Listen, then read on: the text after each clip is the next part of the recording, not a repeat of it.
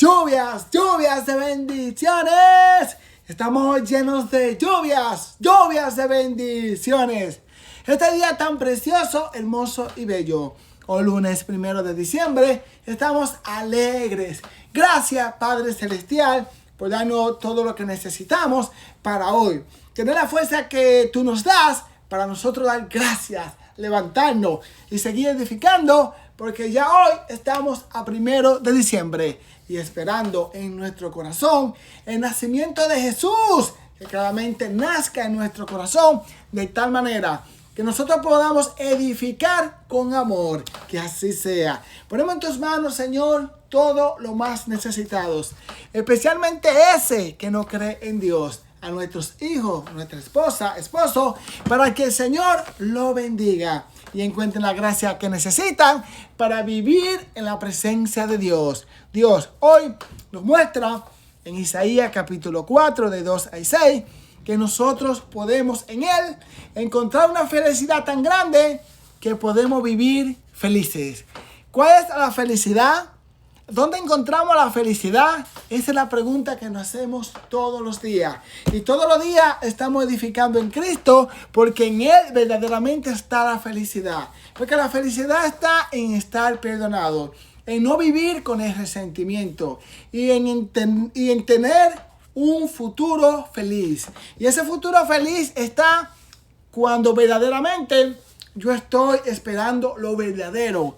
Porque lo que es falso, claramente, aunque esté en mi mente, aunque me sienta feliz ahora, aunque me sientas bien ahora, luego con el tiempo eso se va a morir. De tal manera que yo esperaba una cosa y luego pasa otra cosa. Por eso la felicidad está en la verdadera esperanza. Y la verdadera esperanza Dios nos la ha transmitido por medio de su Hijo Jesucristo. Porque vemos que en el Antiguo Testamento, en Levítico capítulo 5, versículo 5, los sacerdotes que están llamados a dar el servicio del Señor por medio de un cordero, cuando iba una persona que había pecado. Claramente cuando uno peca, uno está pasando terribles situaciones en el corazón y se sigue pecando, la cosa se vuelve peor.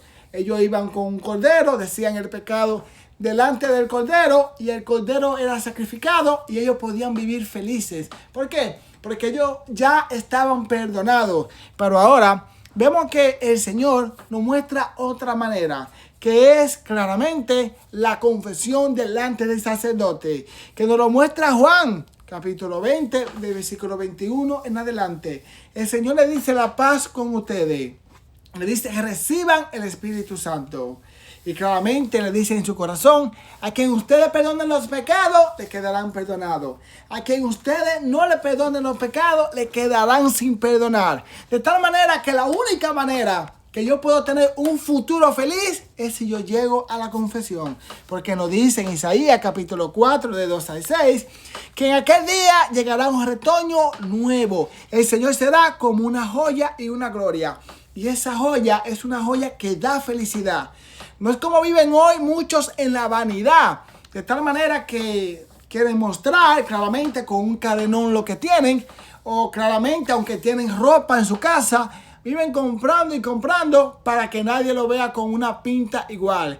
Porque lo de ellos claramente es la vanidad afuera, pero sin darnos cuenta, en esa vanidad está mostrando la búsqueda de la belleza, la búsqueda del Señor. Y la verdadera joya es el Señor. Pero no es una joya en vanidad, sino que es una joya que verdaderamente llena. Dios es precioso y bello, pero no como el oro y la plata, que no llena, sino que verdaderamente es la joya que tiene toda la gloria y todo el honor, que verdaderamente llena nuestro corazón.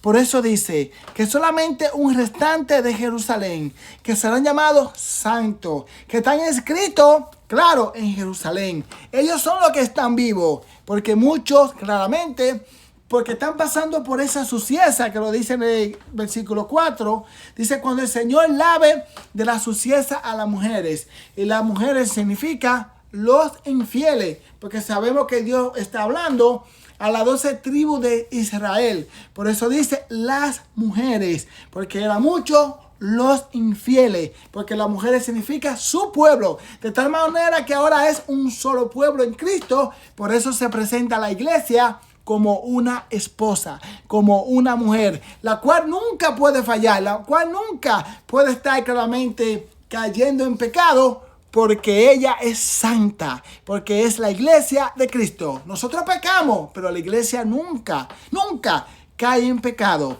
Pero dice el Señor que el Señor nos limpiará, de tal manera que será como un viento justiciero, como un soplo abrasador, porque es el Espíritu Santo del sacerdote que nos perdona.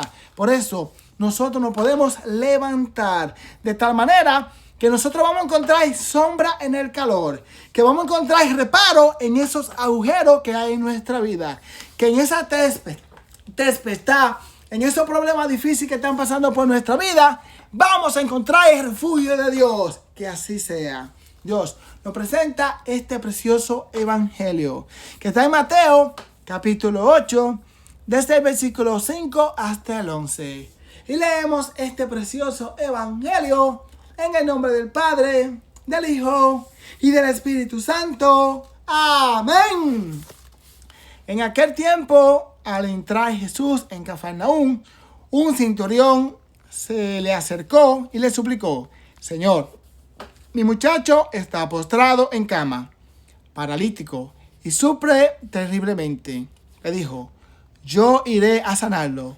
Pero el centurión le replicó: Señor, no soy digno de que entres bajo mi techo. Basta que digas una palabra y mi muchacho quedará sano. También yo tengo un superior y soldado a mis órdenes, y si le digo a este que vaya, va; al otro que venga, viene; a mi sirviente que haga esto, lo hace. Al oírlo, Jesús se admiró y dijo a los que le seguían: les aseguro que no he encontrado una fe semejante en ningún israelita. Les digo que muchos vendrán de oriente y occidente y se sentarán con Abraham, Isaac y Jacob en el reino de los cielos. Palabra del Señor. Gloria a ti, Señor Jesús. Ven, Espíritu Santo, poderoso y hermoso. Lléname, Señor. Dame lo que necesito hoy en mi vida, para hoy 1 de diciembre, yo encontrar tu presencia. Yo encontrar lo que verdaderamente vale, que me da la gracia que necesito para tener valor, para continuar con valentía en lo que tú quieres que yo edifique. Que así sea hoy. Vemos que Dios nos muestra una tremenda reflexión, de tal manera que Dios claramente quiere llevarnos a su amor. Vemos que Dios nos muestra un centurión que se da cuenta que en su casa hay un sirviente que está pasando por el sufrimiento. Reconoce que Dios realmente es Jesucristo. Va donde Él y claramente va con una fe extraordinaria, de tal manera que él sabe como centurión cómo se maneja las autoridades. Y si este hombre claramente es Dios, así como yo le digo a mis soldados que le doy órdenes, más grande eres tú. Por eso solamente di la palabra y mi siervo será sano. Pero nosotros tenemos que ir más a fondo de lo que dice el Evangelio. Porque si nosotros leemos, claro, ya cuando Jesucristo es crucificado, cuando vemos a María, que es la más sufriente, porque con María están algunas mujeres, pero lo que está pasando a María no lo está pasando a ninguna de las mujeres. Porque no es lo mismo que yo esté sufriendo porque mi hijo esté sufriendo, a que haya una persona a mi lado que esté claramente ayudándome a orar o buscando consolarme, pero no es su hijo quien está sufriendo.